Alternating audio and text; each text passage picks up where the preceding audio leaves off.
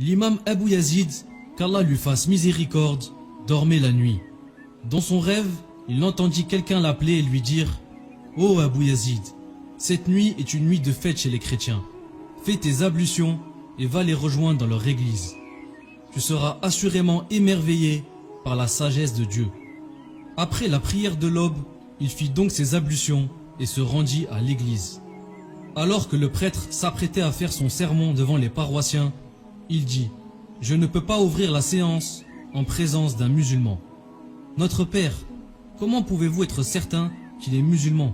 demanda l'assemblée. « Les musulmans portent sur leur front la trace laissée par les prosternations, » répondit le prêtre. Lorsque le prêtre fit signe à Abu Yazid de sortir, ce dernier répondit « Par Allah, je ne m'en irai pas tant qu'Allah n'aura pas jugé entre vous et moi, et il est le plus juste des juges. » Le père lui dit « Dans ce cas, nous te poserons des questions, et si tu réponds mal, nous t'égorgerons. »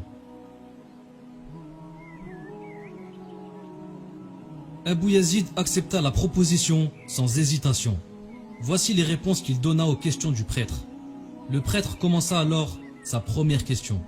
Qu'est-ce qui est unique, n'ayant point de second? Abu Yazid répondit « Allah. » Quels sont les deux, n'ayant point de troisième? Le jour et la nuit. Quels sont les trois, n'ayant point de quatrième? Les trois épreuves qu'a fait subir El-Khidr à Moussa est rapportée dans la sourate El-Kef. Les quatre n'ayant point de cinquième: la Torah, le psautier, l'évangile et le Coran.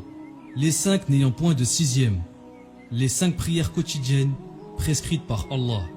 Les six n'ayant point de septième: les 6 jours de la création. Les 7 n'ayant point de huitième: les 7 cieux. Les 8 n'ayant point de neuvième: les 8 anges porteurs du trône d'Allah. Les 9 n'ayant point de dixième: les 9 miracles de Moussa. Que sont les 10 qui peuvent se démultiplier? Les bonnes actions. Quiconque viendra avec une bonne action en aura 10 fois autant. Qui sont les 11 frères? Les 11 frères de Youssouf. Quel est le miracle qui est composé de 12 éléments? Et quand Moïse demanda de l'eau pour désaltérer son peuple, c'est alors que nous dîmes « Frappe le rocher avec ton bâton ». Et tout d'un coup, 12 sources en jaillirent. Quelle est la famille composée de 13 membres? Aux 11 frères de Youssouf s'ajoutent le père et la mère. Quelles sont les 14 choses qui ont parlé à Dieu? Les 7 cieux et les 7 terres. Venez tous deux bon gré, mal gré. Tous deux dire « Nous venons obéissants ». Quelle est la chose qui a exhalé un souffle sans pour autant posséder une âme? L'aube. Quel est le tombeau qui transporta son hôte? La baleine qui avait avalé Younous. Quelle est la chose que Dieu a créée et dont il a valorisé l'importance? La ruse féminine. Quelle est la chose que Dieu a créée et dont il a méprisé l'importance? Le cri des ânes. Quelles sont les choses que Dieu a créées sans père ni mère? Adam, paix sur lui. Les anges, le béni d'Ismaïl et la chamelle de Salih. Qui sont ceux qui ont menti et sont entrés au paradis? Les frères de Youssouf. Qui sont ceux qui ont dit vrai et sont entrés en enfer? Les juifs et les chrétiens. Et les juifs disent « Les chrétiens ne tiennent sur rien ». Et les chrétiens disent « Les juifs ne tiennent sur rien ». Que signifie « par les vents éparpillés, par les porteurs de fardeaux, par les glisseurs agiles, par les distributeurs, selon un commandement ». Les éparpilleurs sont les vents. Les porteurs de fardeaux sont les nuages, porteurs de pluie. Les glisseurs agiles sont les vaisseaux qui voguent sur les mers.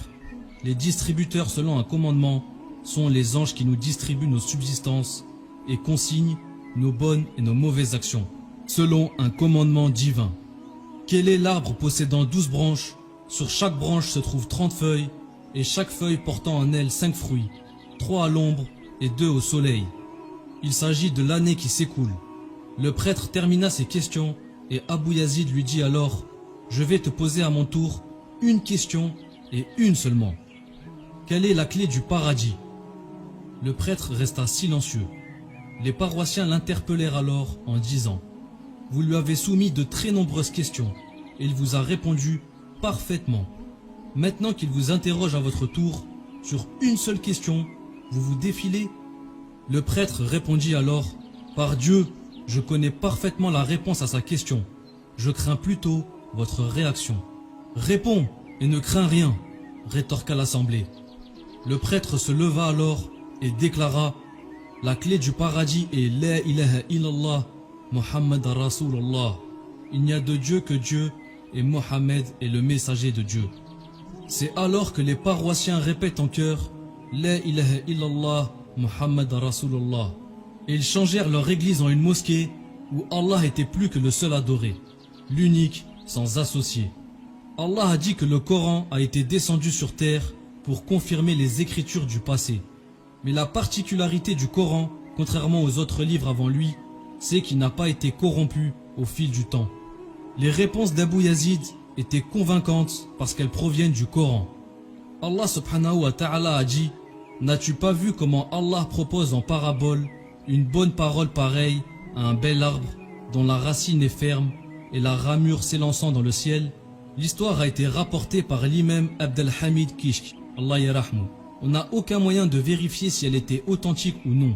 Mais ce que l'on doit retenir dans cette histoire, c'est que le savoir de sa religion peut faire douter les fausses croyances des autres. Et lorsqu'on fait douter les autres, nous offrons toujours à celui qui est mis en doute la chance de venir à Allah.